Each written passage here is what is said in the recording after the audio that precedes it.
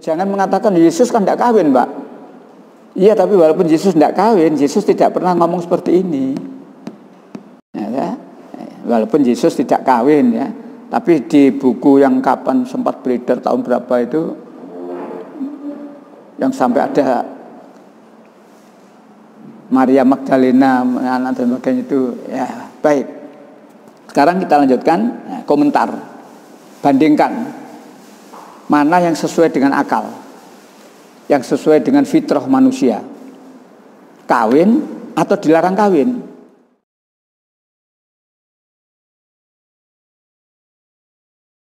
Nah, baik.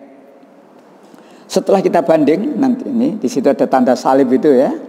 Menurut agama Nasrani, Alkitab Korintus yang pertama pasal 7 ayat 1 adalah baik bagi laki-laki kalau ia tidak kawin. Tetapi mengingat bahaya percabulan, baiklah setiap laki-laki mempunyai istri. Terus melompat ke ayat 6 dan ayat 7, hal ini kukatakan kepadamu sebagai kelonggaran, bukan sebagai perintah. Jadi menurut agama Nasrani, nikah itu bukan perintah, kelonggaran. Hanya karena takutnya masuk pada masalah pencabulan, perzinahan. Maka nikah, jadi bedanya di situ. Islam nikah perintah, di sini nikah bukan perintah. Malah kalimat yang pertama jelas, adalah lebih baik bagi laki-laki kalau tidak kawin. Dan ibu bapak perlu ketahui, ini bukan firman Allah, ini bukan ucapannya Yesus. Kalau di situ Korintus itu Alkitabnya di sini dimulai dengan surat kiriman Paulus kepada orang Korintus, begitu bunyinya. Jadi jelas bahwa ini ajarannya Paulus gitu ya. Jadi di sini jelas ini. Surat Paulus kepada orang Korintus. Jadi ayat-ayat yang ada di surat-surat ini berarti semuanya adalah ajarannya Paulus, gitu ya. Termasuk yang saya tulis di situ ya. Baik. Itulah tentang perbedaan yang prinsip. Menurut Islam nikah perintah ya. Menurut Alkitab ya, tidak perintah, hanya sekedar kelonggaran, bahkan penekanannya lebih baik tidak nikah. Seperti aku di sini siapa? Paulus. Jadi aku di sini adalah Paulus, itu ayat 1 itu ya. Adalah baik bagi laki-laki kalau ia tidak kawin. Ya, tetapi bahaya pencabulan itu ya. Jadi itu baik ya.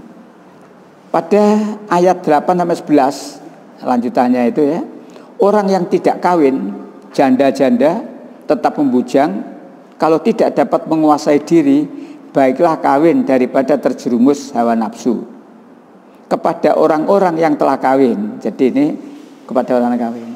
Kalimat berikutnya, aku tidak. Lagi-lagi Paulus menekankan dirinya. Jadi Paulus memberi contoh, memberi anjuran untuk tidak kawin. Jadi sangat benar. Loh, jangan mengatakan Yesus kan tidak kawin, Pak. Iya, tapi walaupun Yesus tidak kawin, Yesus tidak pernah ngomong seperti ini. Ya, walaupun Yesus tidak kawin ya, tapi di buku yang kapan sempat beredar tahun berapa itu, yang sampai ada Maria Magdalena anak dan sebagainya itu, ya baik.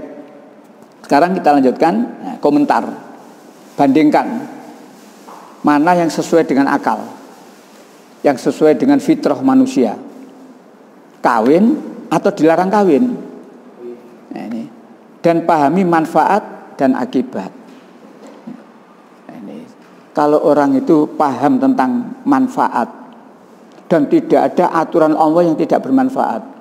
Semua aturan Allah pasti bermanfaat selama kita mau berpikir menggunakan akal kita.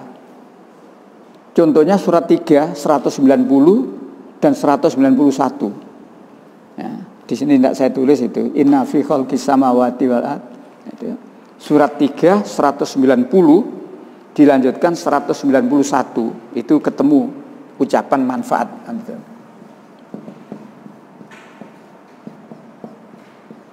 Kalimat terakhir di 191 itu. Iya. Sesungguhnya dalam penciptaan langit dan bumi dan pergantian malam dan siang terdapat tanda-tanda kebesaran Allah bagi orang yang berakal. Terus siapa orang berakal itu? 191. Yaitu orang-orang yang mengingat Allah sambil berdiri, duduk, atau dalam keadaan berbaring. Dan mereka memikirkan tentang penciptaan langit dan bumi, seraya berkata, "Ya Tuhan kami, tidaklah Engkau menciptakan semua ini sia-sia. Maha suci Engkau, lindungilah kami dari azab neraka." Jadi orang yang menggunakan akal fikirannya, setelahnya memperhatikan ciptaan-ciptaan Allah, setelahnya memperhatikan aturan-aturan dibuat oleh Allah, mereka berkata, "Rabbana ma khalaqta hadza batila." Ya Allah, tidak sia-sia Engkau menciptakan ini. Bukan sekedar penciptaan yang bisa kita lihat ini saja, termasuk aturan yang diberikan oleh Allah. Tidak ada aturan yang sia-sia. Perintah, manfaat kalau dilaksanakan. Ya, perintah kalau tidak dilaksanakan, ya rugi kita. Allah menyuruh nikah, kalau tidak nikah, ya rugi. Tetapi Islam komplit. Ketika orang itu sudah saatnya nikah, tapi dengan berbagai pertimbangan, aku tak beresi adik-adikku dhisik. Kebetulan orang tua saya meninggal, saya anak barep, umpamanya begitu ya. Saya punya tanggungan adik-adik. Ya tidak apa-apa. Tetapi bagaimana untuk supaya tidak terjerumus pada perzinahan? Diatur. Ya, diatur. Puasa, diatur supaya tidak terjerumus pada perzinahan. Jadi di 191 inilah ya, tidak ada sesuatu ciptaan Allah itu yang sia-sia. Rabbana ma khalaqta hadza batilan.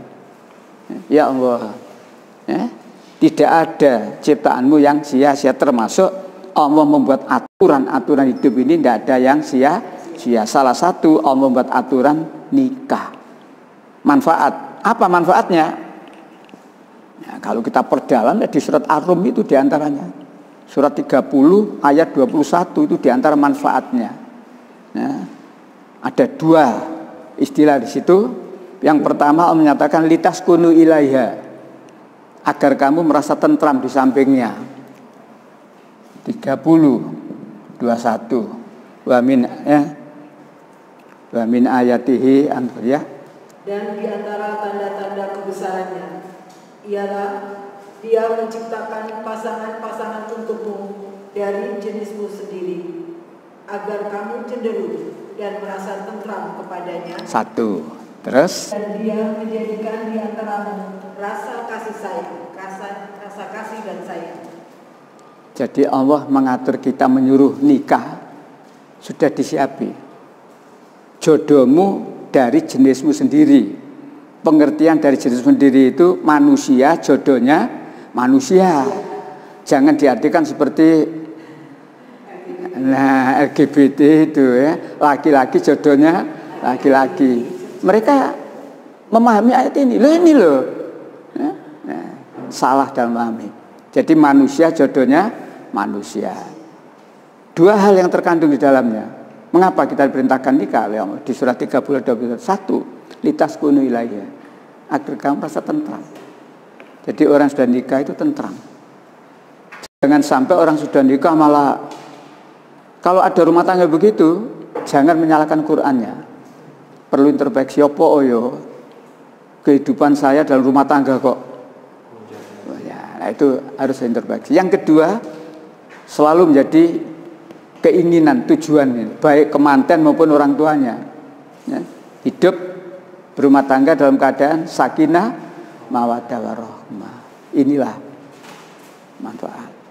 Manfaat yang lain, dengan menikah nanti akan insya Allah terlahir anak-anak yang jelas nasabnya. Ini jangan lupa, karena tidak nikah pun ya lahir, ya, tanpa nikah pun lahir. Tapi satu, nasabnya tidak jelas. Nah kalau sudah nasab tidak jelas, panjang ini hubungannya. Karena ada hubungannya dengan pernikahan. Lebih-lebih kalau anak yang lahir di luar nikah ini perempuan, siapa besok walinya? Kalau tadi dia laki-laki, apakah punya hak waris? Dan seterusnya. Jadi dengan menikah jelas terlahir anak-anak jelas nasabnya. Ya.